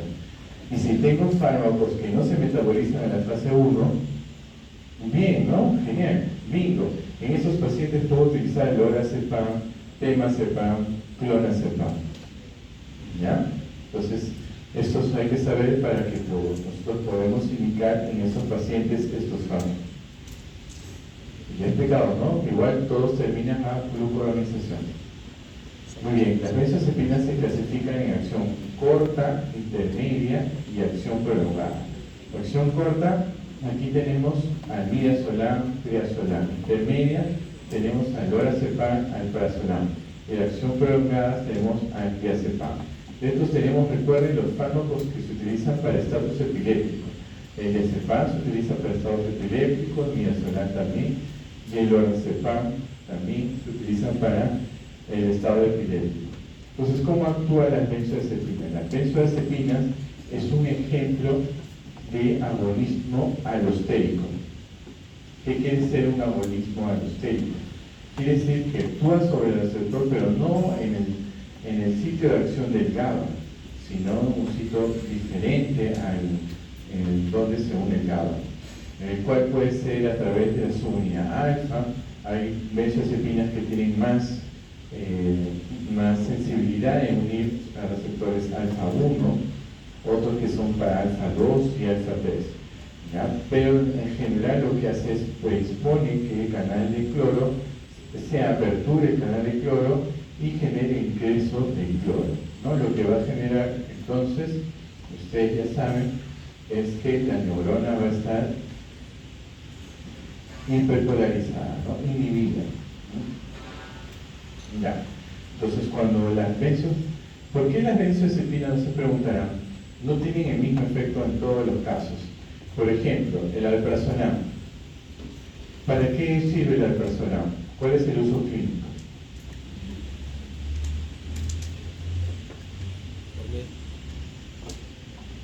¿Eh? No. Estoy seguro que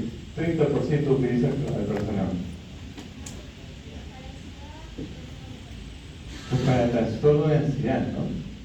Esa es la indicación principal. Como anticonvulsivante, la alprazolam no es cierto, no funciona como anticonvulsivante. Para amnesia retrógrada, tampoco. Solo la indicación para la alprazolam es para trastornos de pánico, crisis de pánico, fobia social. Esa es la indicación, trastornos de ansiedad. ¿Y por qué no? ¿Por qué no actúa? Ya, eso tiene que ver con esto, ¿no? Que hay benzodiazepinas que tienen acción selectiva sobre receptores alfa-1 y otros que tienen reacción selectiva sobre receptores alfa-2 y alfa-3. ¿Qué quiere decir? Los fármacos, las benzodiazepinas que tienen acción sobre el receptor, sobre la subunidad alfa-1, lo que va a generar más es un estado hipnótico. Hipnótico, anticonvulsivante, estupor, bueno, coma es muy difícil, pero puede llegar. Y las subunidades alfa y beta tienen una acción más ansiolítica. Entonces el alprazolam va a actuar sobre receptores, las subunidades alfa 2 y alfa 3.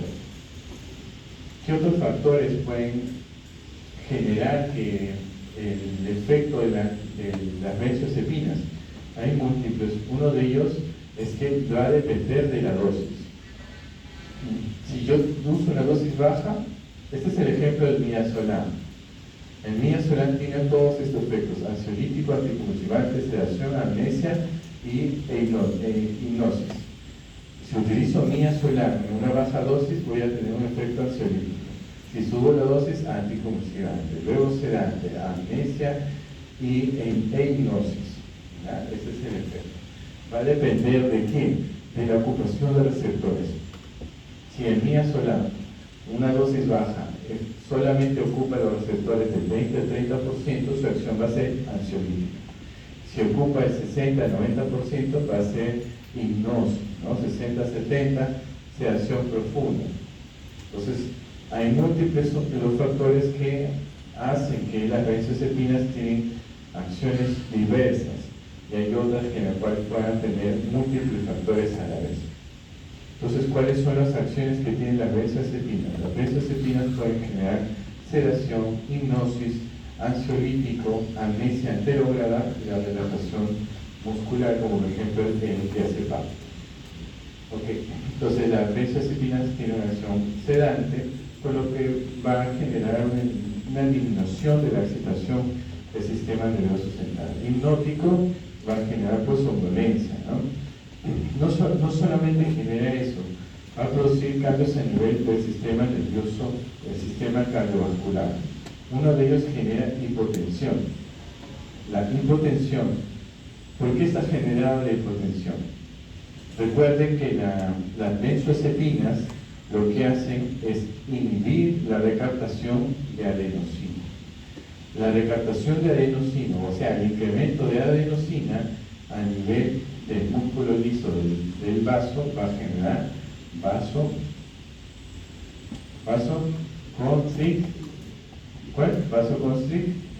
dilatación, va a generar vasodilatación. ¿No? Se genera vasodilatación. La adenosina genera vasodilatación. La adenosina también lo que va a generar este medicamento que bloquea la recaptura de adenosina va a hacer que se incremente la adenosina, por lo tanto va a inducir el sueño también. Por eso tiene acción hipnótica las benzodiazepinas. ¿Qué otra acción tiene sobre el corazón? Hipnotropismo negativo, ¿no es cierto? Por la inhibición de las neuronas simpáticas. Este es un tema controversial, pero igual lo pongo porque hay estudios que indican que sí pueden tener este efecto, otros dicen que no tienen que tener efecto. Pero teóricamente las benzodiazepinas, como actúan inhibiendo una neurona, actúan incrementando el flujo de cloro dentro de una neurona y produciendo un estado de inactivación, y ese estado de inactivación produce disminución del metabolismo de la neurona, puede ser un factor protector, teóricamente protector, porque disminuye el consumo de oxígeno. No hay consumo de oxígeno, ¿no? Y el problema de la isquemia cerebral pues va a producir, va a generar que no llegue oxígeno y no llegue a nutrientes. Pero si la neurona está como hibernando y en el entorno no hay glucosa y no hay flujo sanguíneo, pues en una cierta medida debe ser un factor protector. ¿Ya? No está comprobado, hay unos estudios que dicen que sí, otros que no. Y bueno, estos son los diferentes fármacos antiepilépticos. Solo para mencionarle, el diazepam es el fármaco, es uno de los fármacos de elección que se utilizan en estatus epilépticos. ¿Ya? Tienes 3 fármacos que se utilizan como estados epilépticos inicialmente. Ferritina, no. Benzodiazepinas. ¿Cuáles son? Tenemos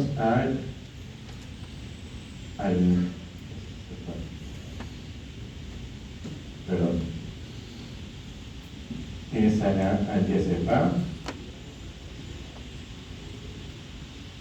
dos cosas. Ya, el diazepam. El diazepam es un fármaco que se puede utilizar desde el inicio en un paciente con estado epiléptico. El diazepam tiene múltiples acciones. Puede ser relajante muscular, puede ser hipnótico, sedante. ¿Ya? Tenemos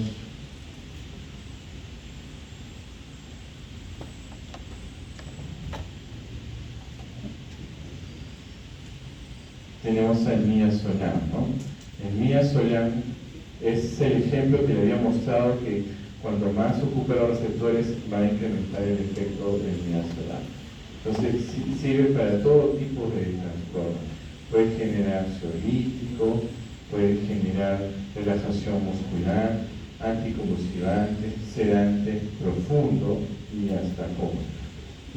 Las benzodiazepinas, recuerden la clase anterior del doctor Rojas, decía que las benzodiazepinas tienen una acción limitante y eso depende de que las benzodiazepinas requieren del GABA, del neurotransmisor. Si no hay neurotransmisor, las benzodiazepinas no saben qué hacer. ¿Ya? No es como los barbitúricos. Los barbitúricos no tienen efecto limitante. ¿Ya? Por lo tanto, ¿por qué no tienen efecto limitante? ¿Por qué no dependen del GABA? Si hay GABA o no hay GABA, lo mismo para los barbitúricos. Pueden generar trastorno de conciencia, depresión respiratoria y todos los cambios, disminución del flujo sanguíneo cerebral, disminución de la presión intracraniana, como un protector del metabolismo cerebral. Pero no el midazolam. Sin embargo, el midazolam por vía endovenosa, hay una alerta al FDA en la cual dice que sí, podría generar depresión respiratoria severa, pero probablemente usado algún otro depresor como el opioide. El lorazepam es el fármaco de primera elección de los fármacos en estado epiléptico. Primero lorazepam, luego diazepam, luego midazolam. Lorazepam es uno de los que tiene mayor efectividad para el control de la crisis epiléptica. ¿No? También se puede utilizar como ansiolítico, ¿no? Pero como tiene un tiempo de vida corta, puede producir efectos adversos. El tiempo corto que tiene el lorazepam va a generar que el paciente pueda tener síndrome de abstinencia y efectos de rebote. Va a producir insomnio nocturno. Entonces, por eso no es el fármaco de elección para un paciente que está presentando el trastorno del sueño. El clonazepam es un fármaco que se utiliza específicamente para crisis convulsiva y como para pánico social. Los pánicos sociales son las indicaciones del clonazepam. El clonazepam es un dato importante que debe estar ahí escondido en tu libro. El clonazepam actúa sobre receptores GABA, pero no solamente actúa sobre receptores GABA, también actúa sobre receptores de calcio tipo T. Bloquea los receptores de calcio tipo T. Es por eso que funciona el clonazepam en crisis de tipo mioclónica. Las mioclonías se ven solamente con algunos fármacos antiepilépticos, levetiracetam, valproato y clonazepam. Son los 3 fármacos que pueden ceder la crisis de tipo mioclónica. Y el clonazepam es debido que también tiene acción sobre canales de calcio tipo T. Y el alprazolam es el ejemplo clásico en el cual no todas las benzodiazepinas tienen acción antiepiléptica. Esta controla convulsiones, no controla convulsiones. Produce relajación muscular, tampoco. Amnesia anterógrada, no, tampoco. La plazolán solo se indica para un trastorno ansiolítico. ¿Ya? Nada más, no lo utilizas para nada más. Ya, estos son los equivalentes de los fármacos benzodiazepínicos. Y bueno, los efectos adversos de las benzodiazepinas son importantes. Las benzodiazepinas, cuando se consumen de 1 mes a 6 meses, pueden generar dependencia de las benzodiazepinas. Sobre todo en adultos mayores va a generar trastorno de conciencia, deterioro cognitivo. Un paciente que sospecho de demencia, no duerme bien, le das benzodiazepinas, ese va a empeorar su estado de conciencia. Un paciente con demencia no le puede dar clonazepam, prohibido. Clonazepam no a un paciente con demencia, va a empeorar su estado cognitivo. No puedo utilizarlo. Recuerda que el adulto mayor, nuevamente el cambio fisiológico, es que incrementa, disminuye el agua corporal total y incrementa la grasa corporal total. Y al incrementar la grasa corporal total, y habíamos explicado la estructura química que tienen las benzodiazepinas, que tienen una acción lipofílica, se van a acumular en las grasas, van a estar permanentemente y poco a poco van a ir liberándose, generando más efectos adversos. Otro efecto adverso de las benzodiazepinas es que puede generar efectos de rebote. Si yo estoy utilizando efecto benzodiazepinas y lo suspendo de un momento a otro, lo que voy a generar es insomnio. Quiero dormir, no, te va a generar insomnio por el uso de benzodiazepinas, porque hay una suspensión brusca. Lo que se debe hacer, si ya utilizaron benzodiazepinas, es disminuir progresivamente el fármaco. ¿Ya? Y bueno, al generar dependencia, también genera tolerancia. Requiero más dosis de benzodiazepinas para tener el mismo efecto. ¿Ya? Y si yo lo retiro, nuevamente va a generar síndrome de abstinencia. Muy bien. Entonces, este inductor del sueño, como las benzodiazepinas, no es el mejor inductor del sueño. Y esto es debido a la arquitectura del sueño. Esta es la arquitectura normal. El sueño, estamos vigiles y luego vamos a la fase 1, fase 2, fase 3, fase 4. ¿Qué son esas fases? Todo esto son fases del sueño no REM. El fase del sueño no REM se va a profundizar y depende de los cambios del electroencefalograma. Cuando las ondas van más lentas, como por ejemplo en fase 3 y en fase 4, el paciente tiene un sueño más profundo, ¿no? ¿Han escuchado canciones que dicen ondas lentas? Bueno, las ondas delta, que son las ondas deltas, son las que generan un sueño profundo, ¿no? ¿Okay? Pero luego, con el tiempo, en las horas, nuevamente regresa al incremento de la cantidad de ondas que se va a aparecer, hasta que aparezca finalmente el sueño REM. El sueño REM es un sueño paradójico, porque en el electroencefalograma se evidencia como un paciente que está despierto, pero tiene movimientos oculares, ¿no? Por eso se llaman los movimientos rápidos de los ojos. Luego, nuevamente, esto lo que va a generar en un ciclo normal es que va a haber 5 episodios de sueño REM. Cada ciclo dura 90 minutos. Tenemos que cumplir todos estos sueños, este ciclo de sueño REM, para tener un bienestar al día siguiente, ¿no? Existen fármacos que no van a poder cumplir con esta arquitectura. Por ejemplo, las benzodiazepinas evitan la profundidad del sueño. La fase 3 y la fase 4 la obvian. Y también disminuye los sueños, el sueño REM. Entonces, altera la configuración del sueño. Por eso un paciente con benzodiazepinas no tiene un sueño reparador. Es un aliciente nomás con benzodiazepinas. No es el mejor fármaco para eso. ¿Ya? Pero existen fármacos. Hay los barbitúricos. Los barbitúricos, ¿qué hacen con la arquitectura del sueño? Los barbitúricos lo que hacen es disminuir la cantidad de sueño REM. Cuando tengo más sueño REM, el sueño es más reparador. Si no tengo sueño REM, el sueño no es reparador. Los barbitúricos hacían esto, ¿no? Menos sueño REM, 2 a 3 sueños REM, el paciente despierta con somnolencia diurna. Ya, esos son los fármacos barbitúricos. Actualmente los barbitúricos no se utilizan como inductores de sueño, por si acaso, ¿no? Muy bien.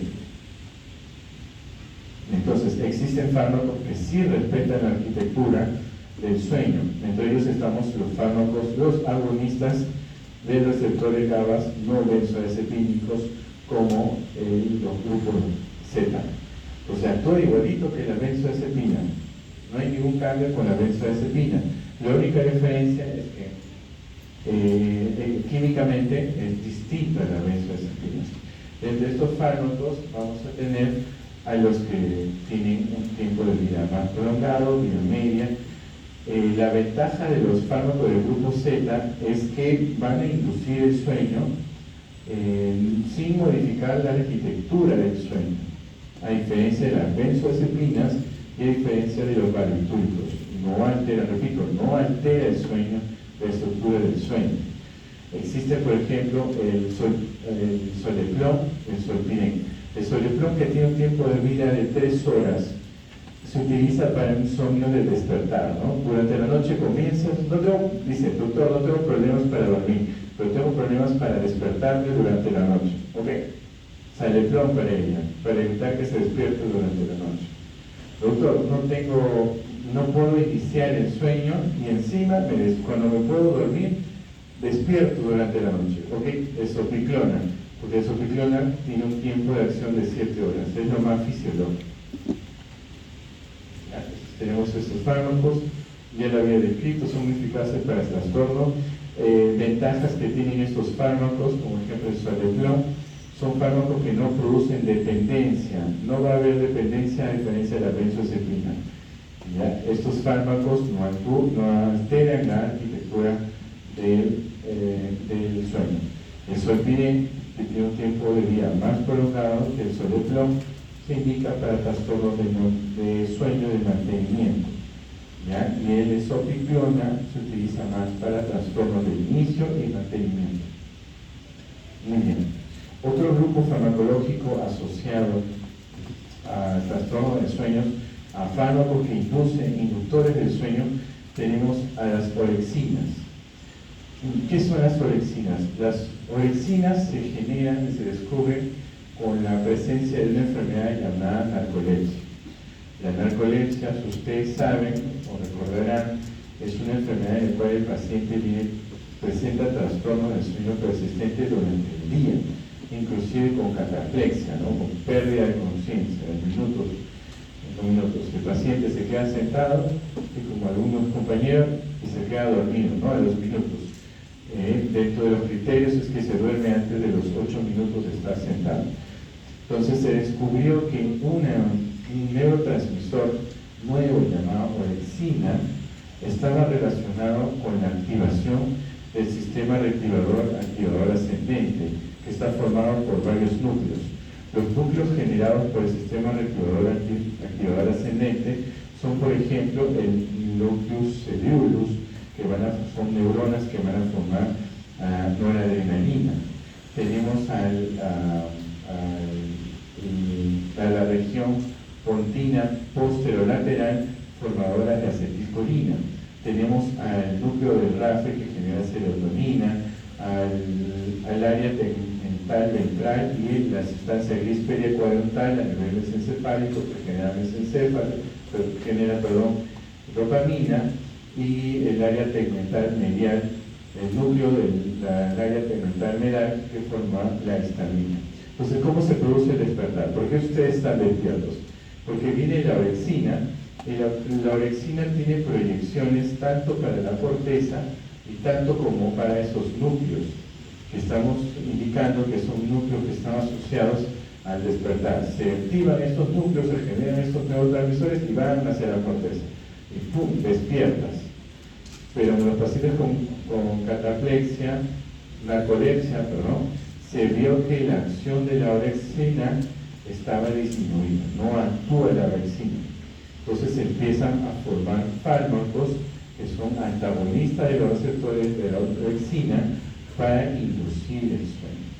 ¿Ya? Entonces tenemos a Zolexan y Lamborexan.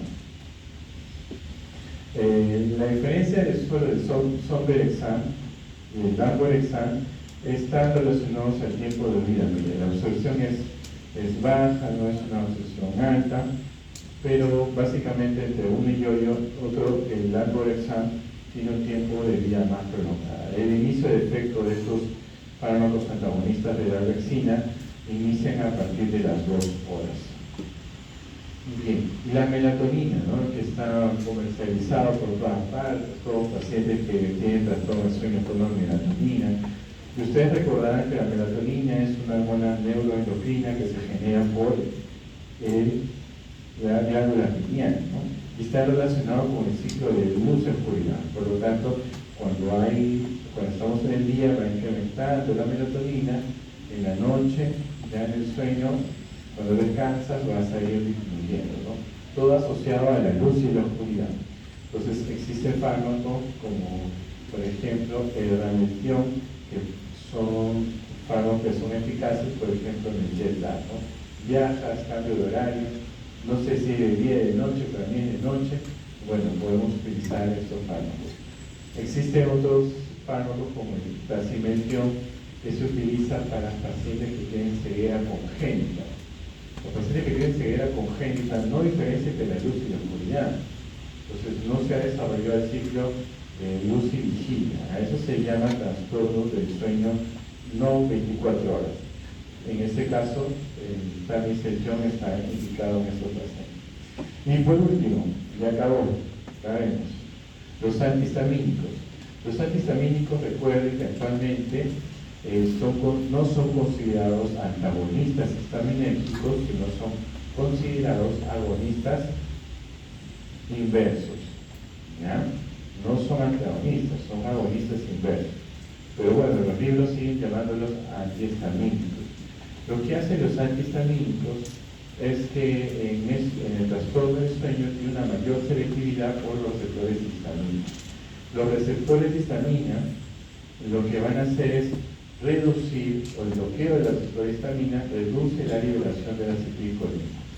Solo acetilcolina, ¿no? Hemos visto que la orexina, el antagonista de las orexinas, no solo bloquea acetilcolina, bloquea dopamina, noradrenalina, histamina, acetilcolina, bloquean diferentes tipos de neurotransmisores asociados al sistema reticular activador ascendente. Por lo tanto, probablemente, la clínica muestra que solo funciona para insomnios de tipo leve. También se reporta que pueden generar para tratamiento como ansiolítico. El problema con estos fármacos de los antihistamínicos es que generan tolerancia. Entonces, tú tomas la pastilla, bien, me quedo dormido. Puedo tomar la pastilla, disminuye mi efecto. Sigues tomando de manera crónica y el efecto desaparece. Ya no te va a dar sueño los antihistamínicos. Esos son los problemas que tienen con estos fármacos. Entonces, los que son más eficaces serían los antagonistas de la orexina, los fármacos del grupo Z, que son fármacos que no van a cambiar la estructura, la arquitectura del sueño, no producen efectos adversos de rebote, no generan tolerancia ni dependencia. Muy bien chicos, eso sería. ¿Alguna pregunta?